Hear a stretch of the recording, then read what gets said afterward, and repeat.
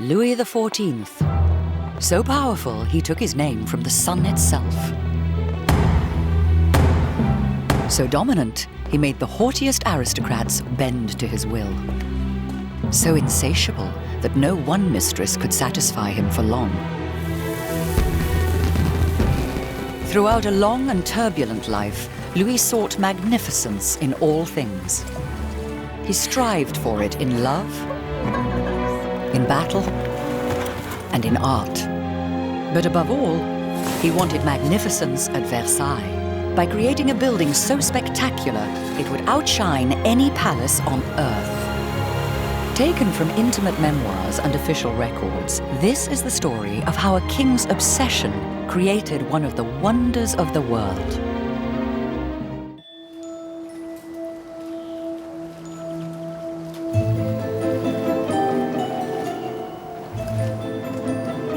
It started in a swamp. It was here, in a stretch of mosquito-infested marshland, that Louis, the 27-year-old King of France, decided to construct his new palace, near a small and unremarkable country town called Versailles. His courtiers were far from impressed. It was almost as though Louis had deliberately picked the worst possible site for his magnificent palace in order to prove to the world that his will was greater than nature.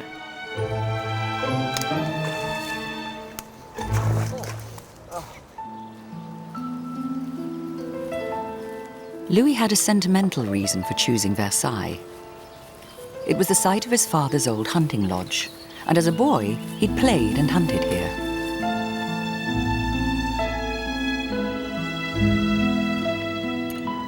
The original chateau of Louis's father was on top of a hill.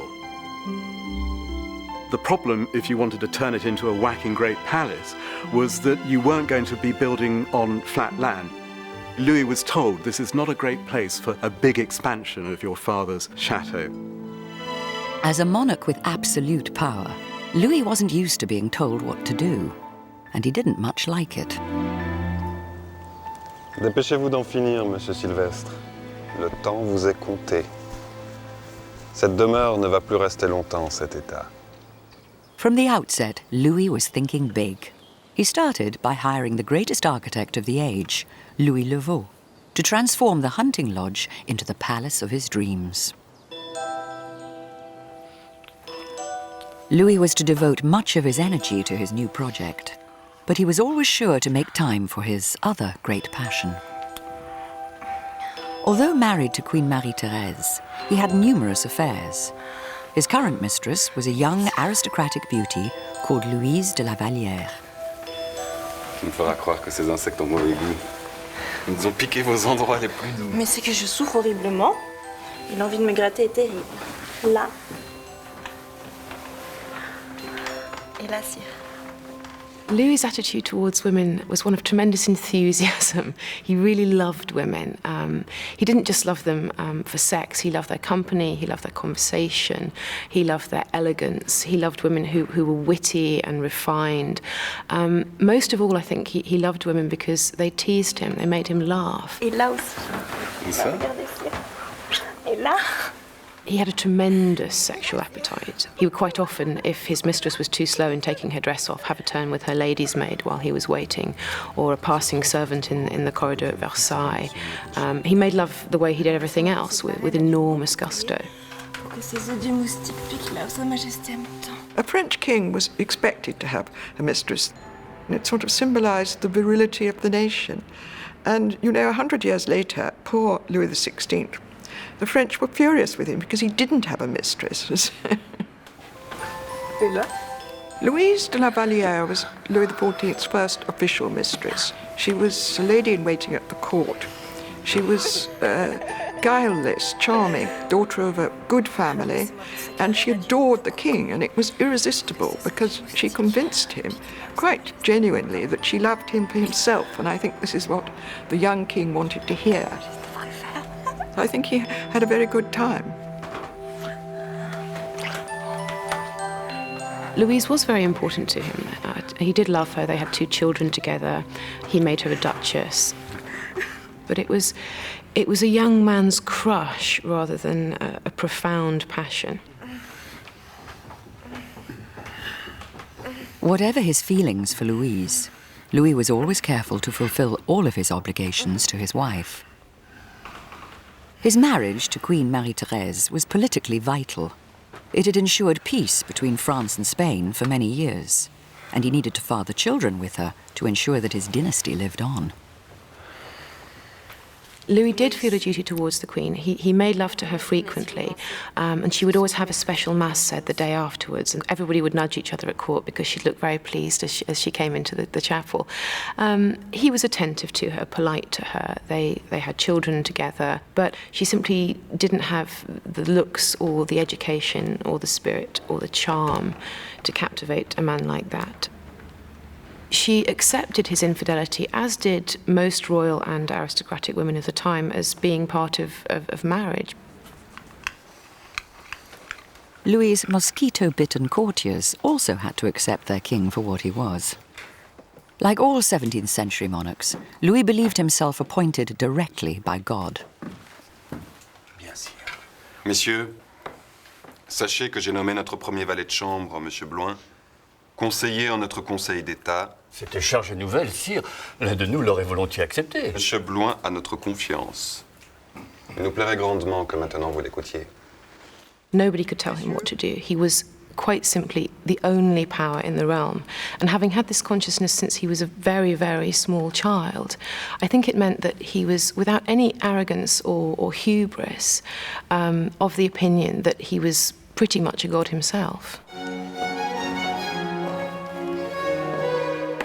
As a kind of living god, Louis liked nothing more than being the center of everyone else's attention. Louis was brought up in a theatre-mad age. As a young man, he took dancing lessons, which seemed to have completely transformed his self-confidence.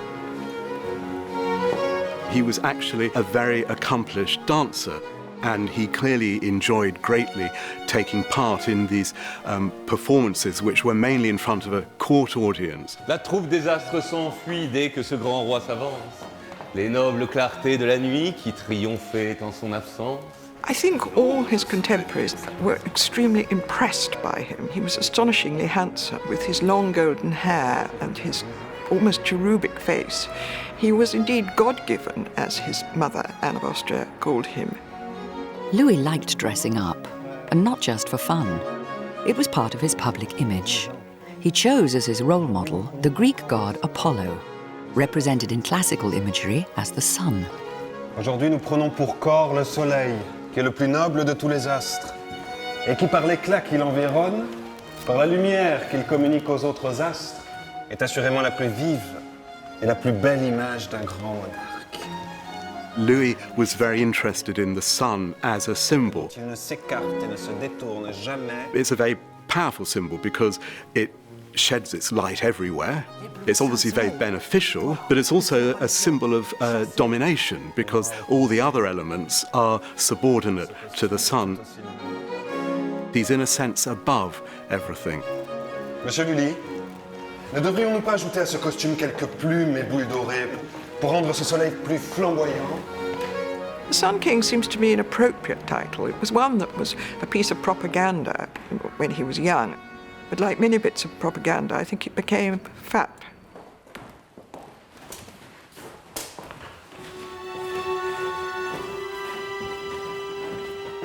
Louvo's plans for the remodeling of Versailles were complete and ready to present to his demanding boss.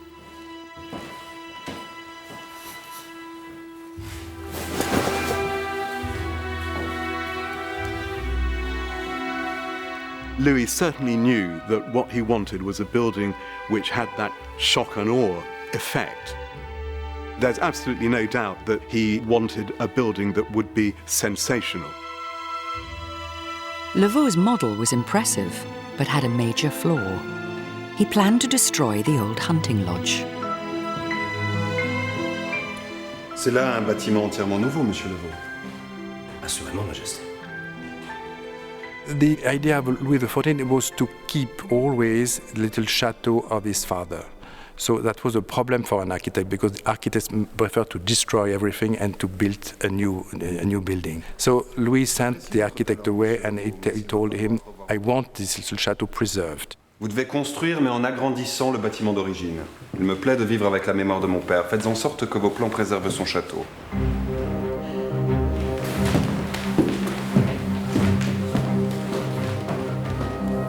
With Lavaux sent back to the drawing board, Louis turned his attention to the landscape.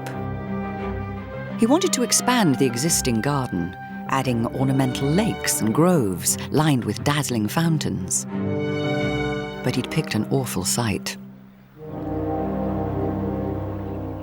There were no views, it's hemmed in by the sides of a valley. And also, Versailles wasn't naturally endowed, the region, with the sort of trees which Louis wanted for his garden. Louis's chief gardener was the century's most celebrated landscape designer, André Le Nôtre. Versailles would be the greatest challenge of his career. Comment vous en rendre grâce? En nous donnant avec vos jardins un avant-goût du paradis. But the Sun King did not want to wait for his earthly paradise, or for his trees to grow from saplings. Louis XIV wanted results, and he wanted them fast. This was really a theme of the whole sort of Project Versailles.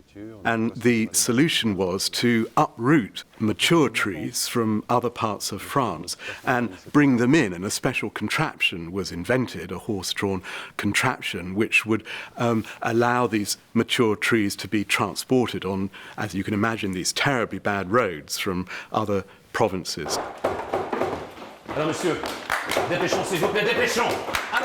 With major new building work on hold, Louis instructed Lavaux to upgrade the interior of Versailles. On his inspection tours, Louis was accompanied by his entourage, including Mistress Louise de la Vallière. But Louise now had a rival. Madame, faut-il aussi que je vous laisse ma place? Il se pourrait, madame, que ma place soit bientôt la vôtre. Monsieur Levaux, sont-ce bien là des miroirs de Venise? Les miroirs de Venise n'ont pas d'égal en pureté, sire. Nous n'en voulons pas d'autres. D'autres miroirs déformeraient le reflet de ces dames qui nous accompagnent. After a while, he became quite bored with Louise, and she hung around at court desperate to try and get his attention back. She never really did. So I think she probably suffered quite a lot. I think the king could pick and choose. Power is a great aphrodisiac, and a crown even more so. So naturally, I think he picked very beautiful women.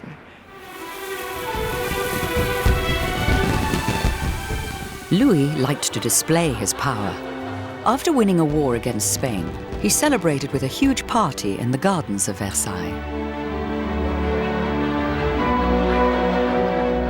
It was also a chance for the king to show off the woman who had now replaced Louise as his favorite mistress. Her name was Madame de Montespan, and she was one of the most beautiful women in France. Madame, le roi s'inquiète de ne pas vous voir encore à ses côtés. Je ne saurais me présenter décoiffée devant Sa Majesté. Et puis un peu d'attente me fera encore plus désirer. Montespan is such an attractive figure, I think. She was a tremendous goer. She loved everything to do with pleasure. She loved jewels. She liked marvelous clothes. She liked food, flowers, gardening. And above all, she liked sex, you see. And he did too. So he found absolutely the right maîtresse en titre for him. And she knew about having wonderful feasts and about having entertainments. So she was exactly the kind of person Louis envisaged as being suitable. At the same time, she was so beautiful that ambassadors thought she contributed to the legend of the Sun King. The Sun King's festivities were about more than pleasure. They had real political significance. Louis was slowly turning his new palace into the most important and the most fashionable seat of power in Europe. The parties at Versailles, they've been described as pagan masses. fireworks, rides along the canal in gondolas, balls for 3,000 people under the stars, plays, ballets with 100 dancers by Lully. Everything you could possibly imagine all at once in this tremendous circus of celebration for the king. The great parties were intended to show the nobility and the rest of Europe how powerful the King of France was, what wonderful artists he had, what wonderful musicians, how superior his court and his culture were to every other court and culture in Europe.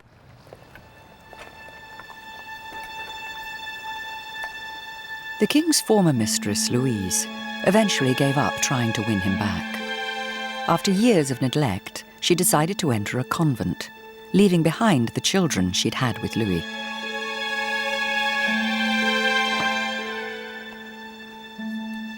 I don't think she felt guilt about leaving them behind because she knew that they were going to be very well treated. So I don't think she felt that kind of guilt because I think her big guilt she wanted to expunge with penance and fasting and all that in the convent. And when she finally got away, I think she was much happier. She became a very hardline nun, you know, haircut, hair shirt, praying and repentance, and generally ended her life more or less in the odour of sanctity. Because Louis was spending more and more time at Versailles, he decided to move his entire government there. To accommodate the new officials, Levaux suggested a brand new idea, keeping the old hunting lodge, but enclosing it with massive new buildings on 3 sides. The design was known as the envelope.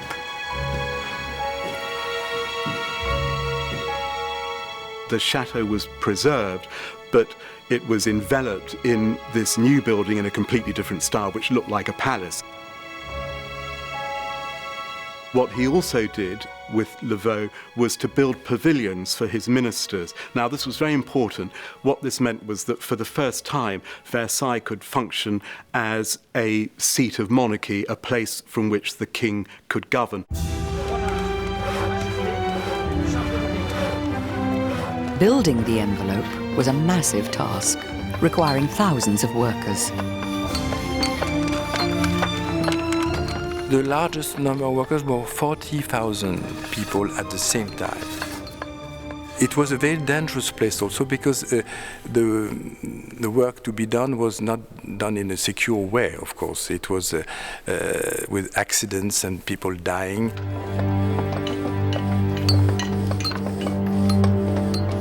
Louis was impatient to get the job done quickly. Work went on day and night.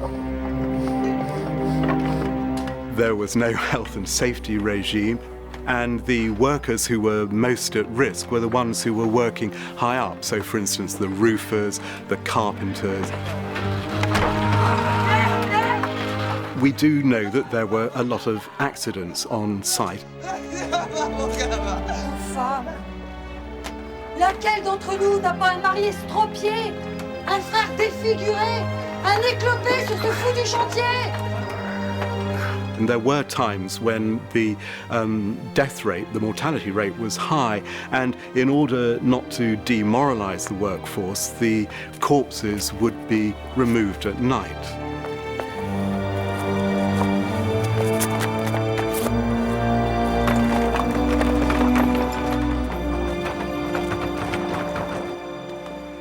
Louis's mistress, Madame de Montespan, was already married, but that didn't stop her spending most of her time with the king, and he made sure she got the VIP treatment. She had a suite of 20 rooms, whereas the Queen had to make do with 11. They were gorgeously appointed, and he spent a lot of time in them. They included a bathroom, most unusual for the time, in which apparently he and Madame de Montespan spent many happy hours. Despite her elevated status, Montespan found it hard to share Louis, even with his own wife. J'ai cru que vous aviez eu un malaise. À l'ordinaire, vous ne restez pas aussi longtemps auprès de la reine.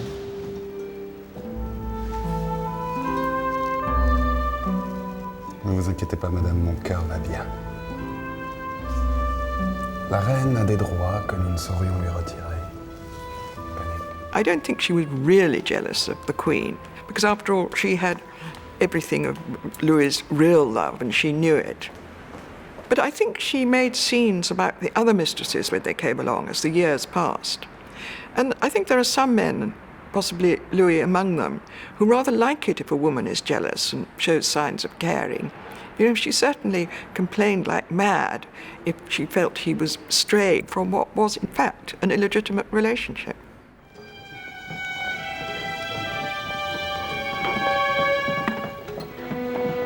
Louis kept a close eye on the building works.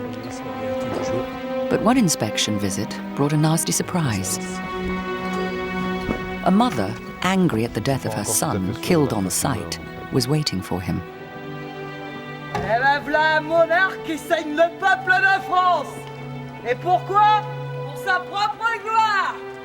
Eh, votre majesté, je vous maudis, vous, et votre Versailles.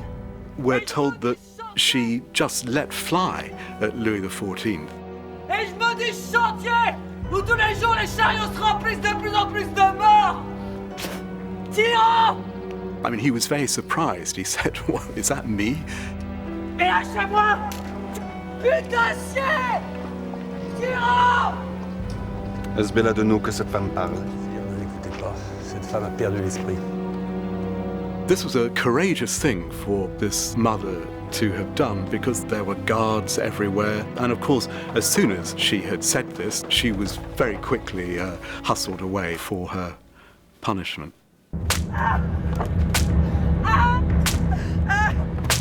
Une bonne administration de la justice exige qu'une indemnité soit versée à cette femme comme aux autres. Mais cette même bonne administration de la justice exigeait tout autant que cette femme soit punie pour l'outrage qui nous a été fait. Car personne ne doit penser pouvoir s'en prendre impunément au roi.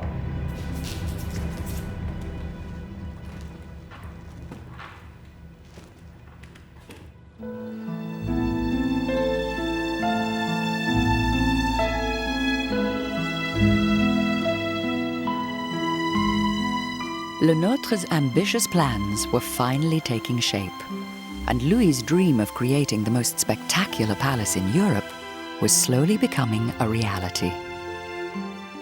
Louis's great gardener, his real gift, was for rearranging the landscape, basically, and dividing it up on a grid, and then you treat the units within the grid essentially as outdoor rooms. And then you would bring in all sorts of other people, water engineers, sculptors, architects, essentially to furnish these rooms. L'idée serait d'ajouter un nouvel axe au Grand Canal. On dirait la Sainte Croix. Voilà une pieuse idée de la géométrie, monsieur le nôtre. Elle nous ravit et nous apportera bonheur. The envelope around the old hunting lodge was complete. Louis's ministers were installed in their new apartments, and the king began governing from Versailles. Now, Louis decided he would make the palace his permanent home, and insisted that leading French nobles come and live there too.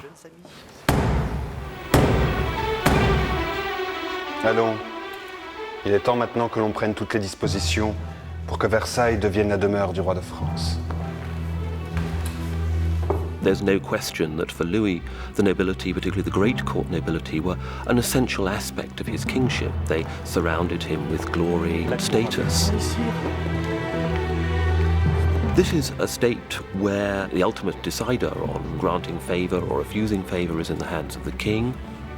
If you were looking for a military command, if you were looking for favours for many of your clients, supporters and family, then the way to achieve this was by getting access to Louis, and to a lesser extent by gaining access to the ministers around Louis.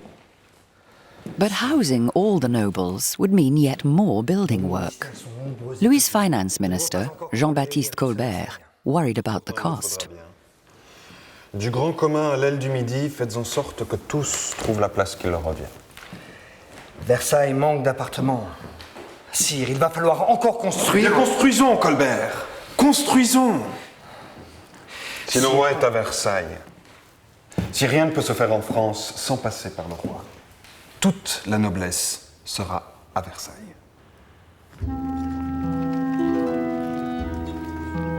Louis wanted the nobility at Versailles in order that he could keep an eye on them. The message he wanted to give to his nobles was this: you don't need to rebel to get what you want. What you have to do is come and pay your court to me.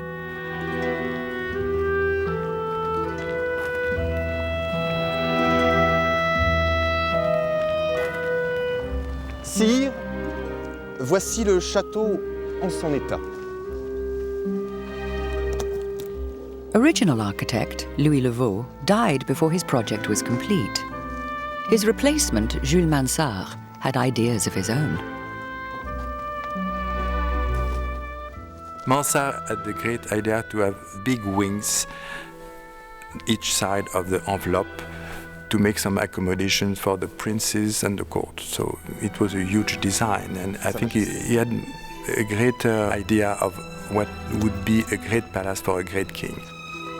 Si votre Majesté veut bien se donner la peine de se pencher sur l'une des fenêtres, elle verra alors notre projet plus en détail. Mansart's most ambitious proposal was to build a fabulous gallery lined with mirrors. En réfléchissant la lumière du soleil dans la galerie, ils ne laisseront plus aucune place à l'ombre. Elle aura toujours vue sur les jardins.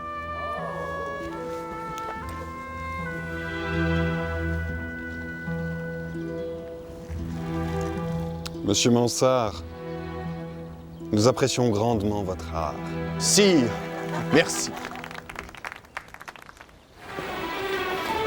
However magnificent the plans, Louis's experience with his builders was a familiar one.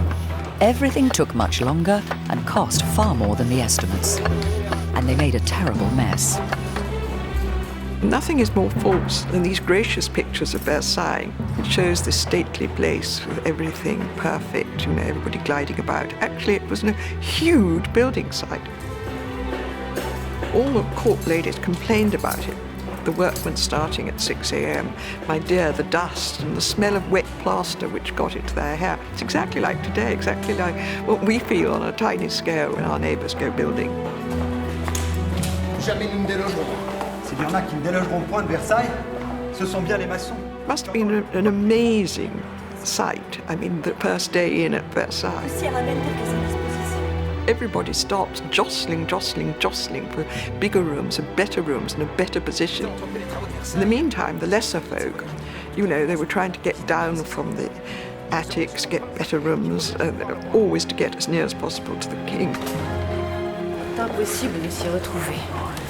Pas un endroit qui n'a été modifié 10 fois. En architecture, Sa Majesté ne sait que faire et défaire. Ce Versailles ne m'enchante guère. Il est sans âme. At night, there was this sort of great unrolling of mattresses all over the palace as servants and soldiers, guards, would, they'd go to sleep on the floor. The lavatory arrangements were pretty kind of basic. Servants would think nothing of relieving themselves in the corridors of Versailles. So you have this extraordinary attention on outward appearances and magnificent clothes, but alongside, you have all these smells. I mean, you could have been in a farmyard. Avez-vous trouvé votre logement? Oh, pas encore, madame. Dans ce fourre-tout et ces cul-de-sac, je n'ai pu trouver que la grande galerie. Alors? I think many of the nobility would have resented the chaos and lack of order, and doubtless complained about this at length. But I think one shouldn't underestimate the compulsive desire of most of the great nobility to attend at court, to be around the king. Louis's desire for magnificence extended to every aspect of his life, especially his wardrobe. He dressed in the finest cloth and expected his courtiers to do likewise. And when his hair began to recede, he adopted the fashion for elaborate wigs. A half-inch of lace on a cuff, a gold or a silver button, whether your pearl was here on your collar or here, these could mean life and death to the courtiers. Fashion was hugely important, and it was a very important way for the aristocracy to distinguish themselves from the ordinary people. Louis influenced fashion to some extent. When he was a young man, he dressed quite flamboyantly, lots of cavalier silks and laces and ribbons. he was a bit on the short side, so he introduced a fashion for high-heeled shoes. His mistresses, perhaps, were more influential on fashion. Madame de Montespan invented various outfits, including one, the glorious déshabillé, which was a sort of tunic worn over trousers. And she invented this because it was very easy to take off. Normally, a lady's dress required two women to stand behind her to undo all the strings. And of course, Louis was an impatient man. He couldn't be bothered waiting. So she invented this outfit so that he could undress her discreetly and easily in private.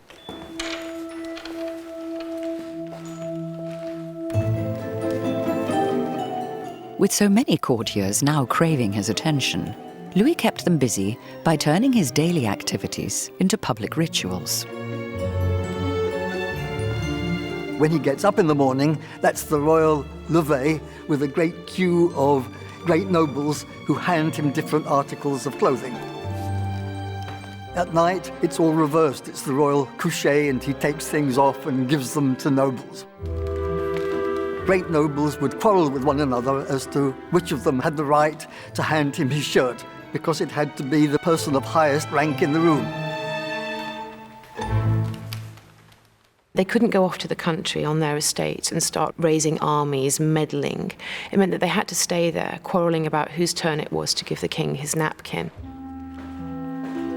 Even the king's mealtimes turned into a performance, where the nobles stood and watched the king eat, waiting for him to speak to them.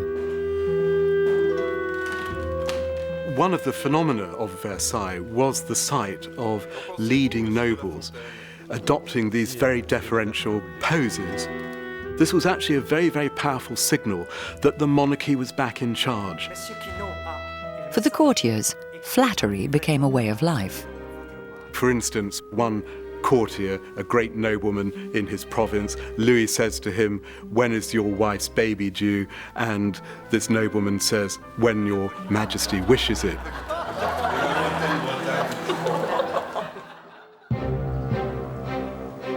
As well as accommodating thousands of courtiers and officials, Versailles was also used by the king to promote France itself.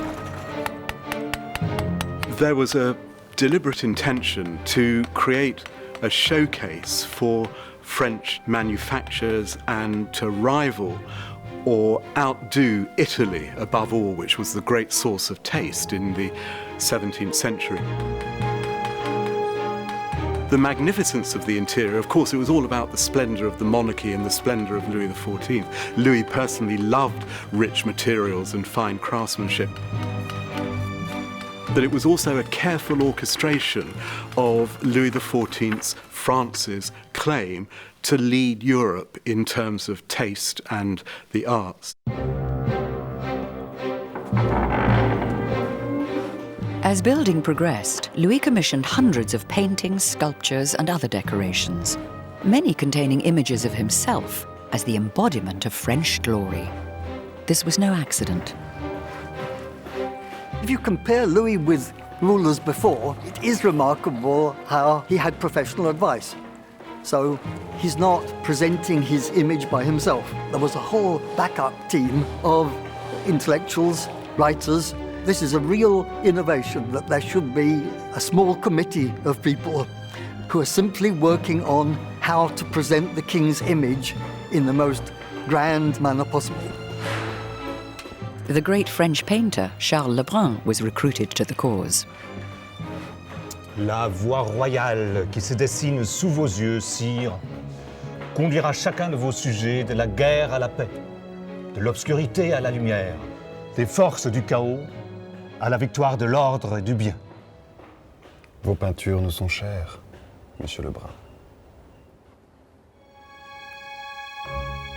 Louis's image makers liked art that presented him as a conquering hero, drawing on figures from ancient mythology like Jupiter and his favorite, Apollo. The association with the images of very powerful men of the past were part of the strategy of being the best king and the most powerful and most important king of the time. Louis's public image may have included a fair amount of 17th century hype, but he was certainly a remarkable man. He goes hunting 3 times a day. He goes to council meetings 3 times a day. He's a very hard worker. He makes love 3 times a day. We must conclude the man had amazing energies.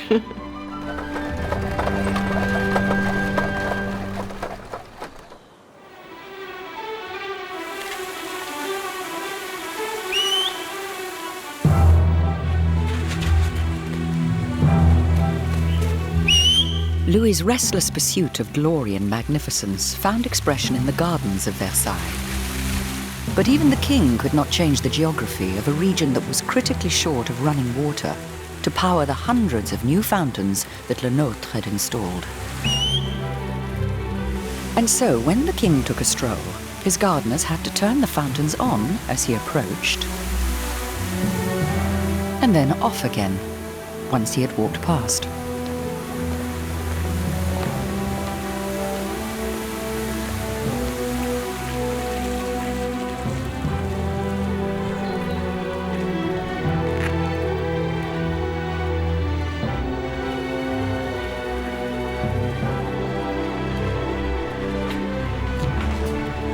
Où allons-nous trouver notre eau, monsieur? The problem of getting supplies of fast-running, high-pressure water were never adequately solved. Various attempts were made to find alternative sources from quite far away from Versailles. The celebrated machine of Marly, a series of vast water wheels which were intended to bring water up from the Seine and deliver it to the palace of Versailles. This provided water, but not enough. The great and final scheme involved building a full-scale Roman-style aqueduct. This was abandoned as being too expensive, and the result, of course, was that the great gardens of Versailles never had enough water to drive all the fountains simultaneously.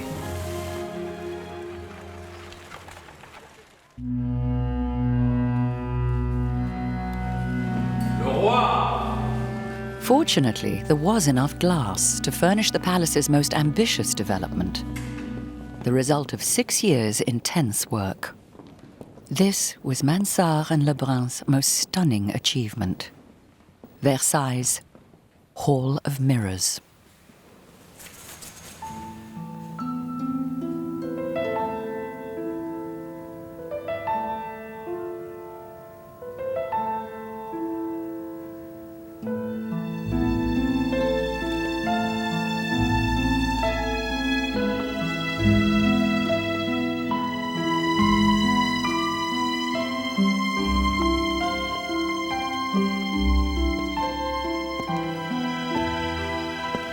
Personne n'en croit ses yeux.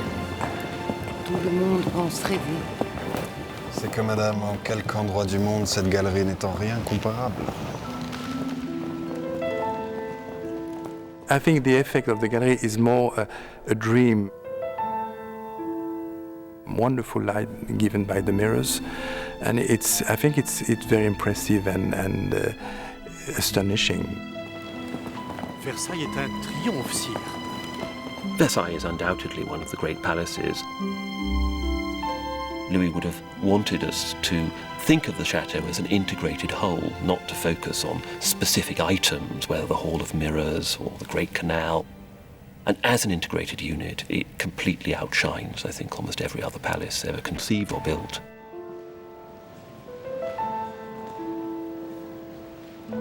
Quelque chose déplaît-il à Sa Majesté?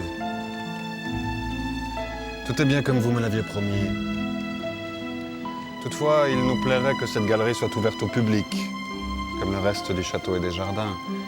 Ils sont la fierté du royaume de France. Faisons-les partager au monde. Louis said of his house, Versailles, c'est moi. Louis was Versailles, he was his house. If we understand one, we understand the other.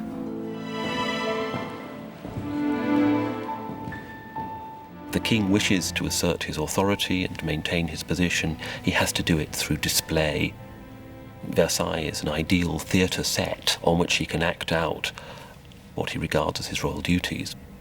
Versailles, from this point of view, fulfills those requirements better than almost any other building that could be imagined. Louis's love affair with his palace lasted longer than any of his human relationships. After 14 years, 9 pregnancies, and 7 children, Montespan was beginning to lose her looks and her hold on the king. Madame de Montespan began to fall out of favour because, inevitably, after 9 pregnancies, her figure wasn't quite what it was. She became rather blousy, she drank too much, she gambled too much, she made a nuisance of herself with her tantrums, and I think, as happens to a lot of women, the more she felt her man slipping away from her, the more needy and clingy she became. And the more needy and clingy she became, the more she drove him away. Sire, vous n'avez plus un seul moment pour m'écouter, alors que j'ai tant de choses à vous dire. Plus tard, madame. Un autre jour. But I think Louis was also undergoing quite a significant personal transformation. He was becoming much more religious. Madame de Montespan was a married woman. Committing adultery with an unmarried woman was one thing, but double adultery was sacrilege. It was a tremendous scandal, and he was becoming conscious of the fact that his way of life was really compromising the state and compromising his kingship. Louis turned to a very different woman, Madame de Maintenon, governess to his illegitimate children. Maintenon was pious, quiet, and intelligent, qualities that a middle-aged Louis had come to admire. Poor Madame de Maintenon had to do everything. She had to act as a cook, a plumber, a gardener, as well as a teacher and a nursemaid. It was exhausting. And she did this so well that Louis began to pay attention to her. He noticed this intelligent woman, this calm presence. Slowly, slowly, Madame de Maintenon began to seduce the king. Calmez-vous, madame. Me calmer! Rejected mistress, Montespan, was distraught. J'étais loin d'imaginer. Allons, madame. On dit que la Maintenon est plus dévouée à Dieu qu'à sa majesté. Notre roi va vite se lasser de ses prières. Il aime trop la chasse, la fête et la beauté. Croyez-moi. Vous êtes sûre? Mais oui, madame. I think it was the rise of Maintenon in the first place which really riled her, because she found she'd made a mistake. She'd underestimated another woman. Maintenon was poor and a widow and innocuous and very pleasant and intelligent. And she didn't spot that Louis might actually fall in love with a woman like that, you know, and it might be a very seductive thing to him in quite a different way from her own seductive powers. And I think for a couple of years at least, she was extremely angry. When Louis's long-suffering queen, Marie-Thérèse, died, he was free to marry again, and he turned to the quiet governess. She'd not only won his heart, she'd convinced him she could help save his soul. The 17th century mentality was very different. The attention paid to salvation, dying in a state of grace so you didn't go to hell, was enormous. And Louis, who in some ways was quite simple, took this very, very seriously. And I think Maintenon persuaded him that she could help him towards his salvation. As Maintenon was a commoner, the king could only marry her behind closed doors.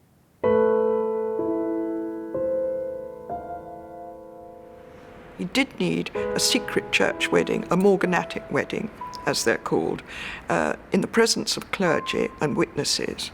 After that, he's all right with God and the church. He can go to communion, it's all perfectly okay. And it's interesting that Louis never declared the marriage, because she wasn't a princess. He had his own values, that is, he would have his private life, but in public, he was solitary.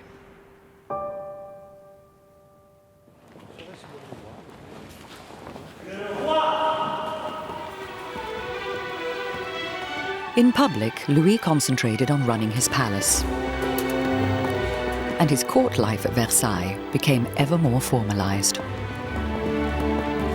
I think the establishment of the full court at Versailles really turned it into the great social, political, power-broking centre of France. Versailles was exciting if you thought like a French nobleman, because Louis XIV was your host. You would spend the evening in the physical presence of the King of France. You would be admitted to his gaming table. you would be invited to dance in front of the king. Now, for nobles, this was an enormously prestigious and enormously flattering thing. Je prends le pari de la guerre. Qui prend celui de la paix?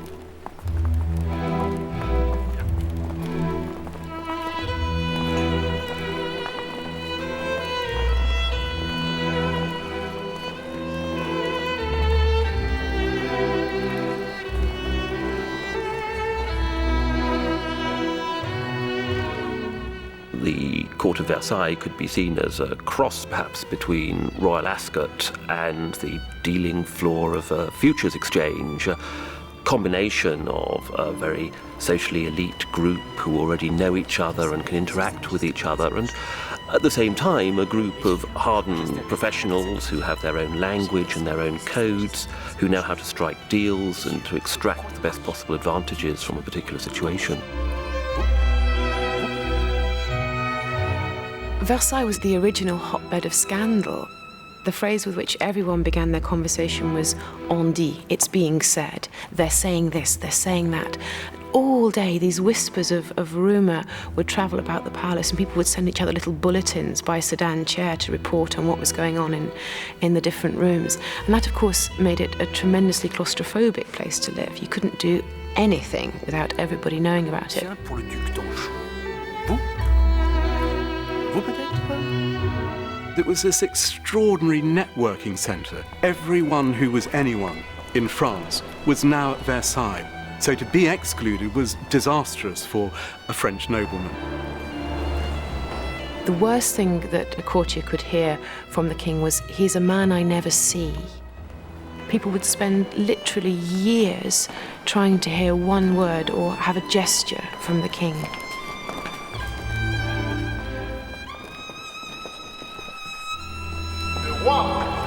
With the nobility now so dependent on him, Louis could fully immerse himself in the role he was born to play. He emerges as this absolutely consummate performer. The whole regime at Versailles hinged on your having this extraordinarily charismatic figure who could perform in all the right ways for this enormous audience which he had assembled around him. But Louis was only human, and after years of good health, he began to suffer from a serious medical problem, an anal fistula. Restez encore un peu. Vous souffrez le martyre. Comme j'aimerais, madame. La France ne veut rien savoir de mes douleurs. Et le roi se doit entièrement à ses sujets. This was an extremely serious condition in the context of the 17th century. The risk of it becoming gangrenous, that the pus would seep into the rest of the body and infect, was very great indeed. Untreated, it would almost certainly have killed the king. The only way that it was likely to be cured was through invasive surgery. Such surgery had had a very poor success rate. But Louis instructed his doctors to go ahead. His senior physician devised a new instrument especially for the operation. The doctors involved in the operation practiced on a number of others who had anal fistulas beforehand, but it was nonetheless still a very risky operation. In the 17th century, the doctors were much more likely to kill you than cure you.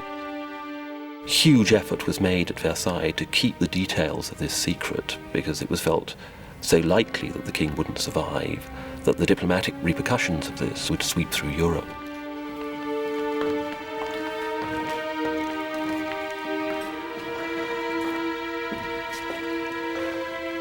Majesté. Monsieur le chirurgien, traitez-moi comme le moindre de mes sujets. Ainsi votre main ne tremblera pas. Bien, Majesté.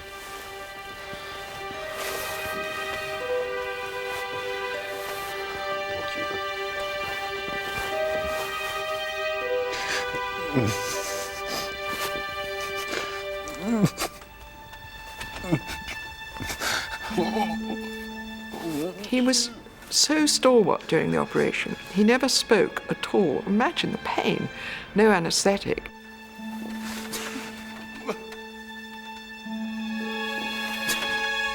This extraordinary self-control he had. He just gritted his teeth and conducted himself with great dignity.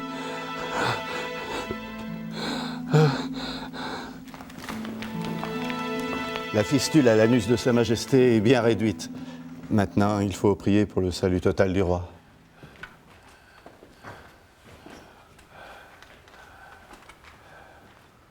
And that night he took a council meeting, extraordinary. Very pale, with a sort of sheen of sweat, but he made it.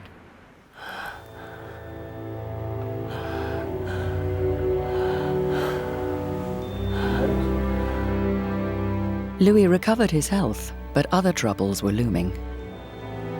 His fame and success had earned him many enemies. 2 years after his operation, France began a costly war against Spain, England, and Sweden. As the fighting dragged on, some of Versailles' silver was quietly removed and melted down to pay the king's soldiers. Unable to win the war, Louis signed an unfavorable peace treaty, conceding territory to his enemies. The Sun King was finally in decline, and although he continued to make small improvements to his great palace, he lost much of his enthusiasm. Ces nouveaux travaux sont-ils bien utiles? L'opéra, sire. C'est vrai que notre Versailles a beaucoup manqué d'un opéra. Mais il est trop tard, monsieur Mansart. Faites notre nouvelle chambre. Et pour l'opéra, nous laisserons cela à nos successeurs.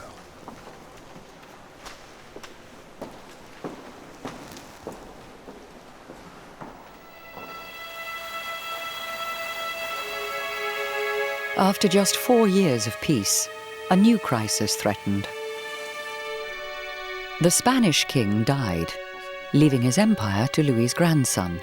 If Louis accepted on the boy's behalf, he knew the other European powers would try to stop him.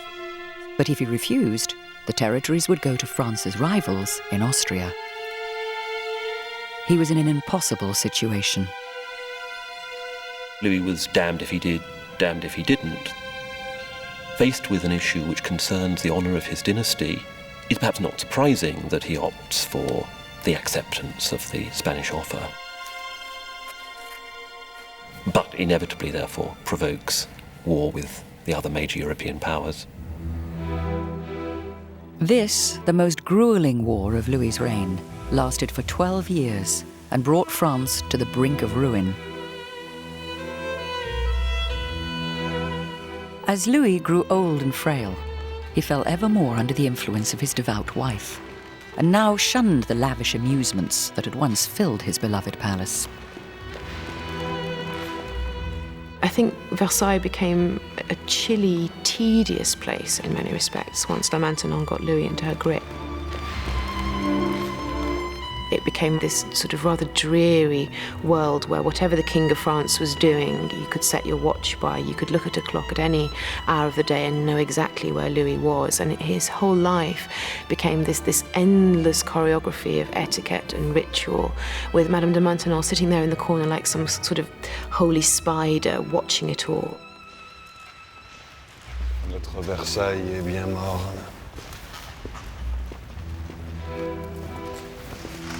Ces fêtes que vous donniez ne faisaient qu'exacerber les vices de vos courtisans. Et sire, vous dépensiez sans compter.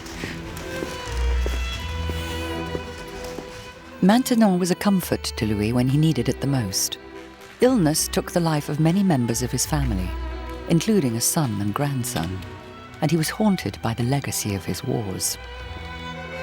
I think Louis was a tragic figure in his final days. I think the tragedy began with the sudden deaths of so many of his nearest and dearest.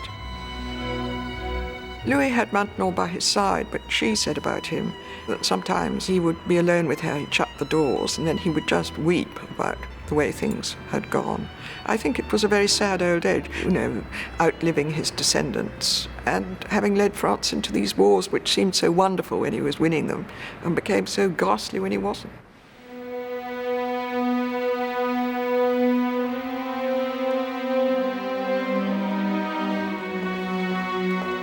Aged 76, And after 72 years on the throne, Louis was once again taken seriously ill. On dit que la jambe de Sa Majesté est aussi noire que le charbon. Hélas. No one expected Louis XIV to live as long as he did. When Louis finally weakens in the last year of his life, it's a result of a gangrenous infection which gradually spreads from his leg to the rest of the left side of his body. Even Louis's own death became a public performance. J'ai vécu parmi les gens de ma cour. Je veux mourir parmi eux. Faites-les entrer pour mon dîner. In spite of their long intimacy, Maintenon wasn't actually at the king's side when he died, and that was not the practice. By her own wish, she went off to a convent to be among ladies who would succour her and sympathise with her, leaving him to priest and ultimately to God.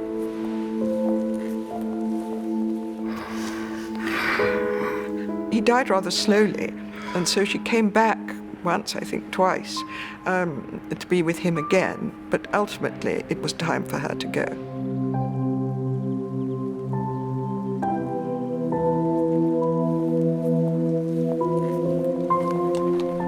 The heir to the throne was a really tiny child, the little 5-year-old boy, and he's brought in to see his grandfather, and his grandfather sort of tells him to be a good king, but says, "I have loved war too much." Very sad, dying words from Louis XIV, certainly true.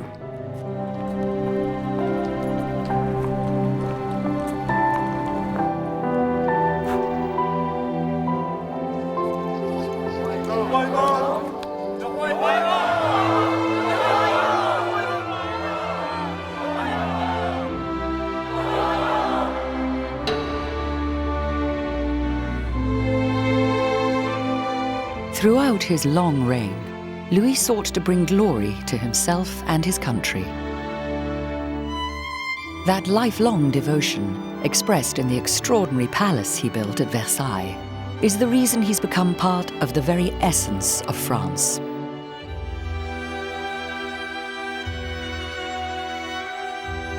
He didn't just leave glorious monuments, beautiful buildings, fabulous paintings. He left a sense of identity which has endured until today. Louis certainly embodies, I think, the idea of the greatness of France. He was the king and you were the subject, and there was never any doubt about that. He imposed his will on the world so splendidly in every respect. He wanted to impress everybody, and I think he succeeded. The scale of the vision is breathtaking. No one did it like Louis.